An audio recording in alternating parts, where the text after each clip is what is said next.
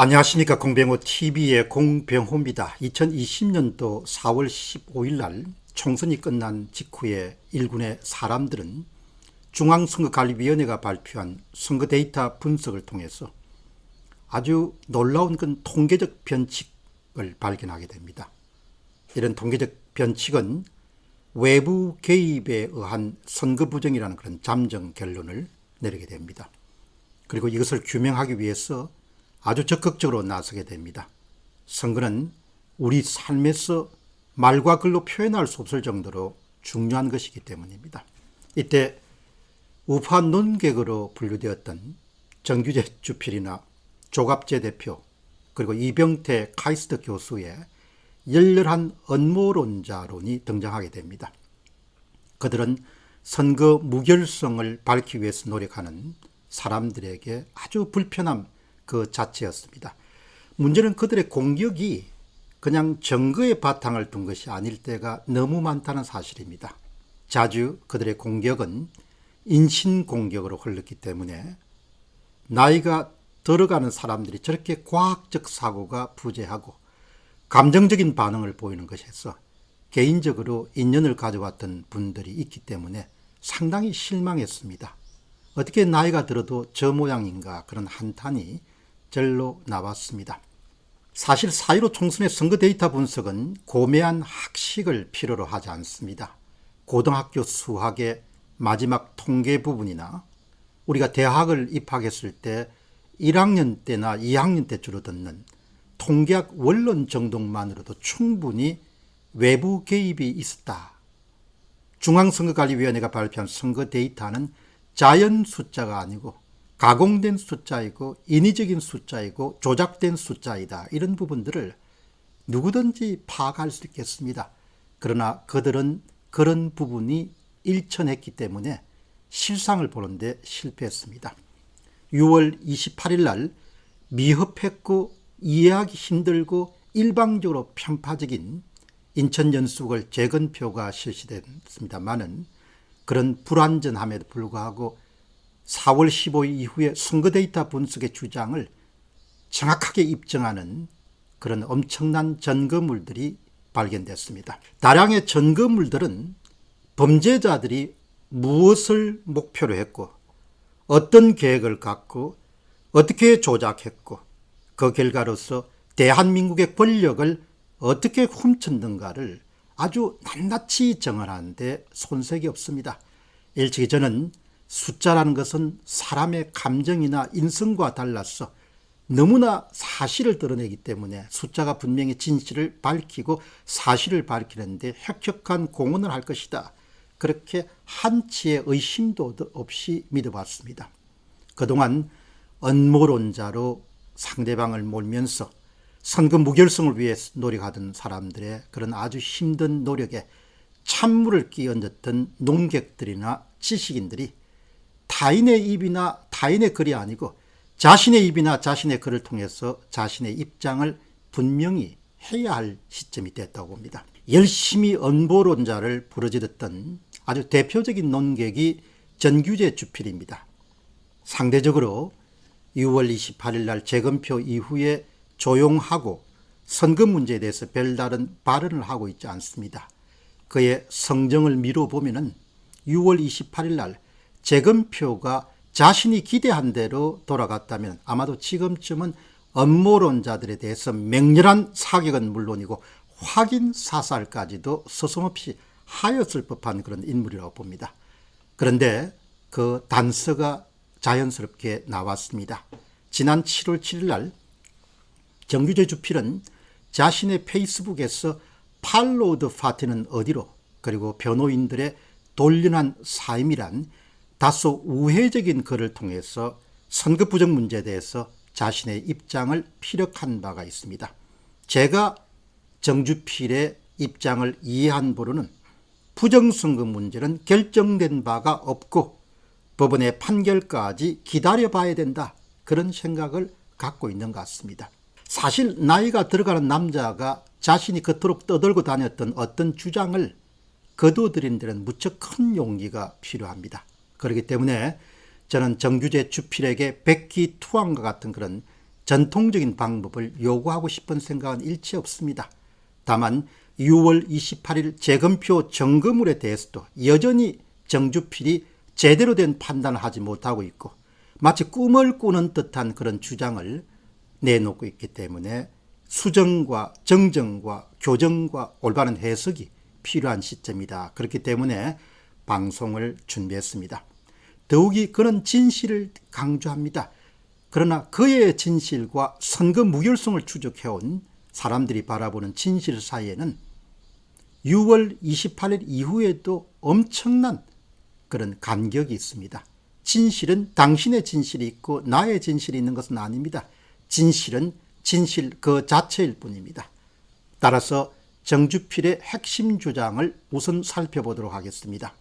부정선거 논란은 이제 최종적 정리 단계에 들어가고 있다. 진실도 거의 밝혀졌다. 판결만이 남아있을 뿐이다. 나는 관련자들이 스스로 온당하게 이 사건을 정리해 줄 것을 정말 고대하고 있었다.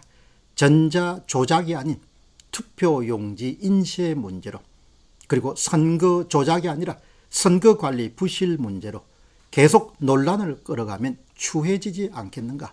처음부터 사전선거 조작이 핵심 쟁점이었고 중국제 통신장치 등을 통해서 개표 과정에서 광범위하게 그런 조작이 자행됐다는 전산 조작이 제2의 쟁점이었다.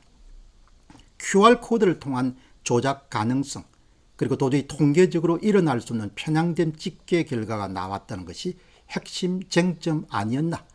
선거 쟁점은 용지 훼손 등 너무나 부실하게 관리되는 한국 선거 현장에 대한 무슨 방송사의 기획 잠입 취재 이런 것이 아니다. 또 그런 선거 관리의 부실은 이미 누누이 내가 지적한 바도 있다. 관리의 부실을 조작 문제로 둔갑시키면서 그렇게 하면은 아이들도 웃지 않겠나. 전자조작이 광범하게 일어났던 그 과정에 중국이 어떻든 개입되어 있다는 것, 예정된 값에 따라서 통계가 조작되었다는 것이 쟁점이었다. 다시 한번 기억을 상기시켜 줄 수밖에 없다. 이것이 정주필이 7월 7일 날 자신의 페이스북에서 남긴 더 팔로 파티는 어디로? 라는 그런 글에 재검표 이후에 자신이 선거 부정 문제에 대해서 갖고 있는 단상 가운데 핵심 부분을 뽑아서 정리해 봤습니다. 글이 너무나 근사하게 쓰여졌기 때문에 제가 일단 정규재 주필의 주장의 핵심을 한번 재정리하는 것이 오늘 방송을 보시는 분들에게 이해가 쉬울 것 같습니다. 우선 정주필은 이렇습니다. 4.15 총선에 대한 시각은 여전히 전산 조작에 의한 조직적인 선거 부정이 아니라 관리 부실의 문제일 뿐이다. 또한 정주필의 주장은 관리의 부실은 조작 문제로 둔갑시키는 일은 아이들도 웃을 일이다. 자, 이것이 아주 핵심 논점입니다. 저는 성인 남자의 경우 내가 이렇게 믿는다는 사람을 설득한 일이 아주 어렵다는 것을 잘 압니다. 그럼에도 불구하고 정주필이 범하고 있는 치명적 오판과 치명적 자만과 치명적 오만에 대해서는 분명히 제가 볼 때는 지적할 필요가 있다고 봅니다. 그것이 지금뿐만 아니고 앞으로도 사건을 계속해서 호도하고 사람들을 잘못된 방향으로 끌어갈 것으로 믿기 때문입니다. 저의 생각은 이렇습니다. 4.15 총선과 6월 28일 재검표는 우리들에게 선거 부정의 분명한 증거와 사건 전모를 말해줍니다. 우선은 사전에 정해진 그런 기획한 자, 선거를 통해서 권력을 훔친 자들이 목표 득표율을 획득하기 위해서 대규모의 전면적인 전산 조작이 선행됐습니다. 전산 조작을 뒷받침하기 위해서 다양한 방법들이 사용되는데 그 가운데 어떤 바로 위조된 가짜 투표지의 대규모 투입이었습니다. 따라서 전산 조작과 실물 투표지 투입은 별도의 사안이 아닙니다. 이것은 우리가 아이 시절에 물감을 종이에 놓고 접어가지고 만드는 데칼코마니와 똑같습니다. 좌우가 똑같은 것이 바로 전산 조작과 실물 투표지, 위조된 실물 투표지 투입은 양동전의 양면과 같습니다. 데칼코마니와 같습니다. 바로 이 점이 아주 중요합니다. 정규제 주필은 두 가지 전산 조작과 위조된 실물 투표지 투입이란 것이 마치 날줄과 시줄처럼 아주 긴밀하게 연결되어 있다는 사실을 여전히 인정하고 있지 못합니다. 이것이 그의 오판을 낳는 중요한 요인입니다. 정주필의 눈에는 배춧잎 투표지, 일장기 투표지, 옆구리가 붙은 투표지, 자석 투표지, 본드 먹은 투표지, 인쇄된 4만여 장의 위조된 사전투표지 등은 전산조작과 독립사건이라고 정주필은 받아들입니다. 그러나 바로 거기에서 그의 오판이 출발하는 겁니다. 두 개는 별개의 사건이 아니고 동전의 양쪽 면과 같다는 겁니다. 전산조작이 선행되고 그 뒤를 이어가지고 실물투표지가 위조된 것이 투입된 겁니다. 위조투표지는 제3의 장소에서 제작되어서 사전투표가 마치는 순간부터 시작해서 개표가 끝나는 순간까지 다양한 장소에서 다양한 방법으로 투표함에 투입됐습니다. 투입한 이유는 바로 전산 조작을 감추기 위한 그런 일련의 노력이라고 볼 수 있겠습니다. 쉽게 말하자면 전산 조작은 무대로 따지면 주연이고 위조표 투입은 조연이었습니다. 주연 없는 조연이 있을 수가 없고 조연 없는 주연이 있을 수가 없습니다. 전산 조작의 결과물은 여당에게 엄청난 승리를 안겨주었습니다. 그러나 법원으로부터 증거 보전이라는 엄청난 난국으로 범죄자들을 몰아넣고 말았습니다. 결국 범죄자들이 취한 극단적인 방법은 아예 투표함을 새 투표지로 싹 갈아치워버리고 그 다음에 그렇게 갈아치워버린 그런 투표지를 스캔을 통과시켜서 새로운 투표지 이미지 파일을 만든다. 가짜 투표함과 가짜 투표지 이미지 파일을 법원에 진짜인 것처럼 제출하게 됩니다. 그것도 모자라서 그들은 들통날 것을 두려워해서 4월 15일 날 투표지 분류기를 통과되면서 스캔된 투표지 이미지 파일 원본을 파괴했다고 6월 28일 날 재건표 재판정에서 실토하고 말았습니다. 다시 한번 정리정돈하겠습니다. 정규제 주필이 주장하듯이 전산조작과 실물투표지 투입은 별도의 사건이 아닙니다. 두 가지는 유기적으로 협조하면서 4.15 부정선거를 여당 압승으로 이끌었습니다.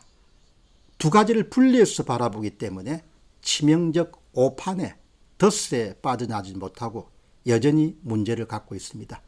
자주 우리에게 필요한 것은 인간적 겸손도 필요하지만 더더욱 필요한 것은 특히 글이나 말로 세상을 살아가는 사람들은 지적인 겸손입니다.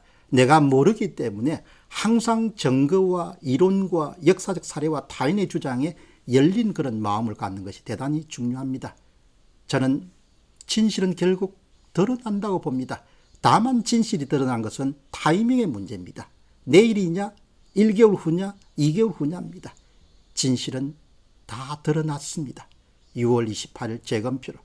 그리고 앞으로 대법원은 끝까지 비례대표와 같은 부분에 대해서는 재검표를 미루겠지만 그렇다고 해서 진실과 사실을 모두 다 덮을 수는 없습니다. 이런 점에서 정규제 주필은 이 방송을 보고 이견이 있으면 글이나 방송을 통해서 반박을 해보기 바랍니다. 건강한 토론을 통해서 누가 진실에 더 가까운가 이 부분을 세상 사람들에게 낱낱이 알릴 필요가 있다고 봅니다. 공병호 TV의 공병호였습니다. 감사합니다.